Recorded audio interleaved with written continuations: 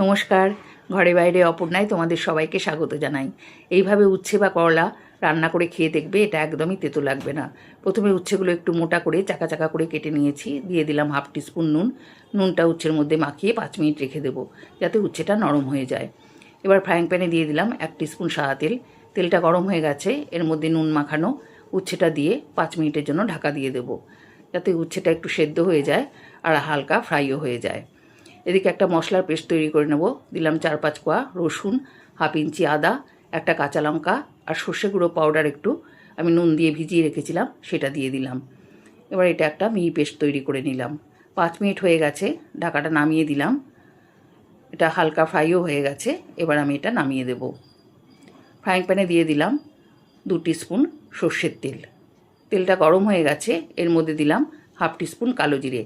কালো জিরেটা ভাজা হয়ে সুন্দর গন্ধ বেরোতে শুরু করেছে, দিয়ে দিলাম খানিকটা পেঁয়াজ কুচোনো। এবার একটু এটা ভেজে নিয়ে এর মধ্যে দিলাম একটা মাঝারি সাইজের স্লাইস করা টমেটো। টমেটোটা দিয়ে একটু নুন দিয়ে দিলাম, যাতে টমেটোটা তাড়াতাড়ি নরম হয়ে যায়। এবার এটা 2 মিনিটের জন্য ঢাকা দিয়ে দেব, যাতে টমেটোর কাঁচা গন্ধটা চলে যাবে। 2 মিনিট বাদে ঢাকাটা নামিয়ে দিলাম, টমেটোর কাঁচা গন্ধটা চলে গেছে, এগুলো সেদ্ধ হয়ে গেছে। এখন এর মধ্যে দিয়ে দিলাম যে সর্ষের পেস্টটা আমি তৈরি করেছিলাম, সেটা দিয়ে দিলাম, আর বাটিটা ধুয়ে একটু জলও দিয়ে দিলাম। এবারে দেব 1/2 টিস্পুন হলুদ গুঁড়ো, 1/2 টিস্পুন শুকনো লঙ্কার গুঁড়ো, 1/2 টিস্পুন কাশ্মীরি লঙ্কার গুঁড়ো। কাশ্মীরি লঙ্কার গুঁড়োটা দিলাম যাতে রঙটা খুব সুন্দর আসে। এবারে দিলাম পরিমাণ মতো নুন আর 1 টিস্পুন আমচুর পাউডার। যেহেতু আমচুর পাউডার আর টমেটো দুটোই দিয়েছি, তাই এটা ব্যালেন্স করার জন্য অল্প একটু চিনি দিয়ে দিলাম। এবারে এটা ভালো করে কষিয়ে নেব যতক্ষণ না এটা তেল বেরোতে শুরু করবে। এখন এটা তেল ছাড়তে শুরু করেছে, এখন এর মধ্যে ভেজে রাখা এই উচ্ছেগুলো দিয়ে দিলাম।